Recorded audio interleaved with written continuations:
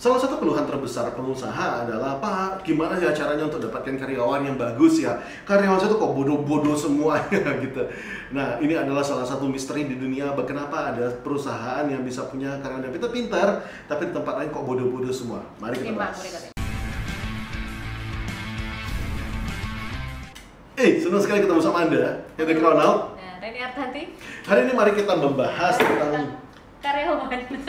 Bagaimana cara merekrut karyawan? Ini seru banget loh. Ini gampang-gampang susah ya, karena 11 dari 10 orang yang curhat ke saya tuh ngomongnya susah dapat karyawan. Kalau sudah dapat nanti nggak lama ganti lagi, pusing pokoknya urus karyawan. Ini nih sebenarnya kalau mau diomongin ini begitu kompleks karena ada begitu banyak hal yang membuat kenapa karyawan tersebut kelihatan bodoh gitu ya. Tapi kalau misalnya mau singkat padatnya versi dimana Anda merasa bahwa udah habisnya matiin aja videonya, nggak usah nonton lagi gitu ya, intinya sudah dapat ya, itu karena tidak ada sebenarnya karyawan yang goblok, yang ada cuma atasan yang goblok gitu.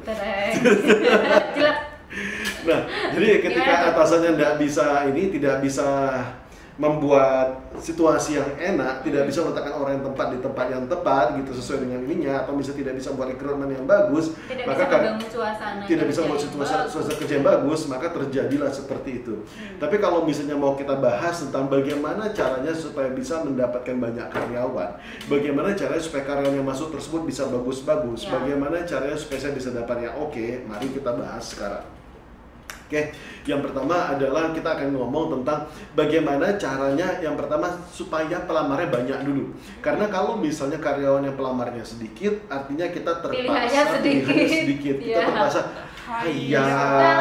gitu ya. Nah, bagaimana caranya supaya datang ngelamar tuh bukan cuma satu dua gitu ya, terus dia ngelamar terus Anda kecewa atau Anda terpaksa menerima apa adanya gitu.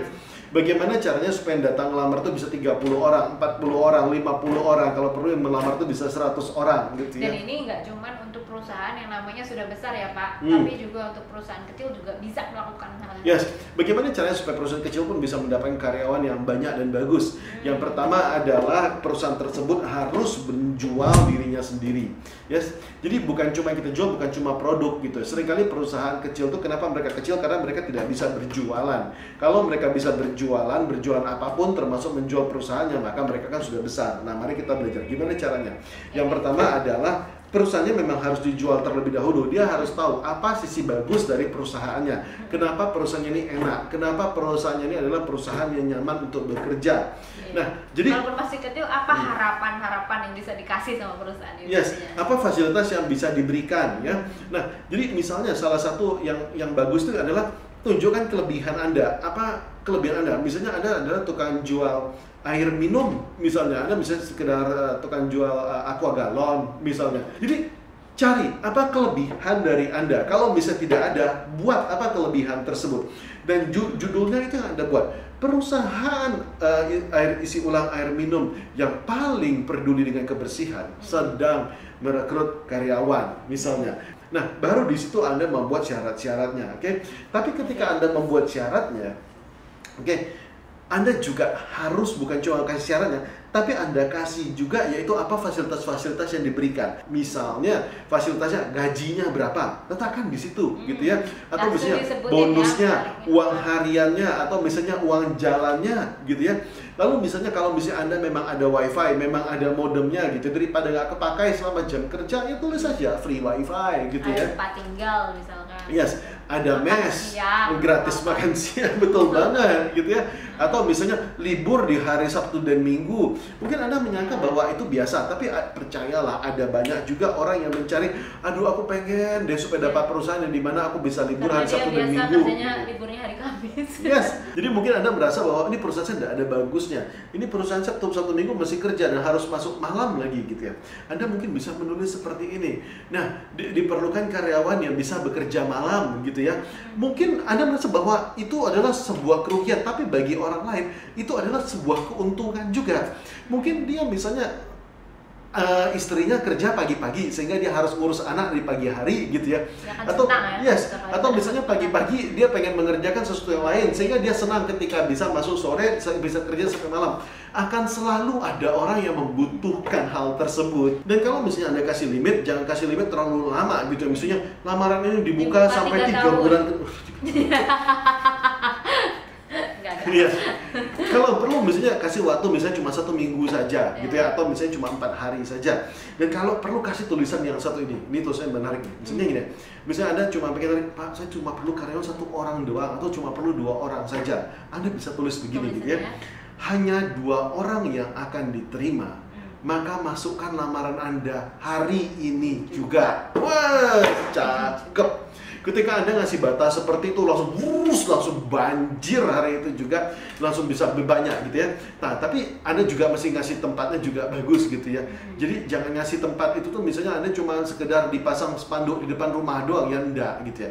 Ya modal dikit lah gitu ya. Anda bisa letakin di FB Ads, di FB Group gitu ya. Dengan ketika seperti itu Anda nanti tinggal menyeleksi saja, tinggal diseleksi, suruh datang rame-rame. Habis itu Anda langsung tes rame-rame sekaligus, oke? Nah, jadi kalau misalnya sudah datang, Pak, langsung sekali datang 30 orang, bagus gitu ya. Dan jangan diinterview ya, jangan diinterview semua. Jadi interview nanti ya belakangan. Interview itu paling belakangan. Jadi Anda ketika Anda membuat tes gitu ya, buatlah tes tentang sikap apa yang Anda butuhkan ya. Jadi gini loh, misalnya sebuah pekerjaan, anggap misalnya Anda mencari seorang sales, oke? Nah, Anda mencari sales, tapi kalau misalnya Anda mencari sales, sifat seperti apa sih yang Anda butuhkan dari seorang sales? Oke, nah itu harus kita tahu dulu. Misalnya yang Anda butuhkan itu adalah orang yang tangguh. Ya. Lalu orangnya rame, suka ngomong gitu ya. Lalu misalnya orangnya juga jujur gitu ya, karena sales kalau nggak jujur juga susah gitu ya. Yang pandai komunikasi. Yes, lalu orangnya misalnya adalah ahli senyum, yang misalnya disuruh nunggu lama pun tetap senyum, disuruh apapun tetap senyum gitu ya. Kalau misalnya Anda butuh orang yang seperti itu, Anda butuh orang yang tangguh, Anda butuh orang yang jujur, Anda tahu cari orang yang rame, yang bisa ahli senyum, yang tabah seperti itu, maka buat tesnya. Yes. Jadi misalnya gini, Anda butuh orang yang ahli senyum pertama kali gitu ya, maka Anda kumpulkan dulu orang rame-rame gitu ya. Kumpulin orang rame-rame, kalau perlu kasih tempat yang tidak enak, agak sedikit panas gitu ya. Nah, habis itu ketika sudah rame-rame ngumpul seperti itu, Anda lihat mana yang mukanya masih senyum, mana yang mukanya mana mukanya sudah tidak enak, sudah ini apa-apaan sih, dia perusahaan tidak profesional gitu ya. Nah, itu sudah bisa menjadi ini Anda. Jadi Anda bisa bilang bahwa terima kasih Anda semua sudah datang. Nah, tapi kita akan memulai tes 30 menit lagi. Ketika Anda bilang seperti itu gitu, sudah panas-panas, suruh nunggu rame-rame gitu ya. Lalu kita bilang, wah, tidak profesional dan lain-lain. Tapi ada sebagian orang percayalah, gitu ya. Ya kan, tidak apa-apa Pak, saya tunggu Pak, tetap senyum aja. Nah, nanti ketika Anda datang 30 menit lagi, Anda lihat, terima kasih bagi Anda yang sudah lulus. Yang silakan tadi Mbak yang ini, Mas yang ini, silakan Anda semua lulus ya. Karena saya lihat tadi Anda semua adalah orang-orang yang ketika dalam situasi tidak enak pun Anda tetap tersenyum, Anda tetap happy. Selamat, Anda sudah lulus tahap 1. Yang lainnya silakan pulang. Bas. Ini Pak, ini sebagian besar itu kan kalau bikin tes itu langsung tes kepada pekerjaannya atau di interview dulu, dan ternyata cara ini ngetes sesuai dengan sikapnya ini sangat efektif ya. Yes. Nah, lalu misalnya Anda mau ngetes kejujuran gitu ya. Ada banyak tes kejujuran yang bisa Anda lakukan. Bisa tes kejujuran sama uang gitu. Salah satunya saya lakukan sama para pelamar-pelamar saya gitu ya. Ketika mereka jalan satu persatu gitu ya, saya amatin. Tolong kamu pergi ke sana ya. Oke, siapa? Ketika dia lagi jalan, satu orang karyawan saya sudah tua yang penampilan juga nggak meyakinkan, tinggal bilang bahwa, Pak, mohon maaf Pak, ini ada uangnya jatuh. Ketika uangnya diambil, lalu dimasukin ke saku, uangnya sengaja udah kita kerunyutin gitu ya. Nah, ketika dia langsung masuk ke saku, langsung dia tahu bahwa, mohon maaf Pak, tolong uangnya dikembalikan, Bapak silakan pulang, tes sudah selesai. Langsung dia shock.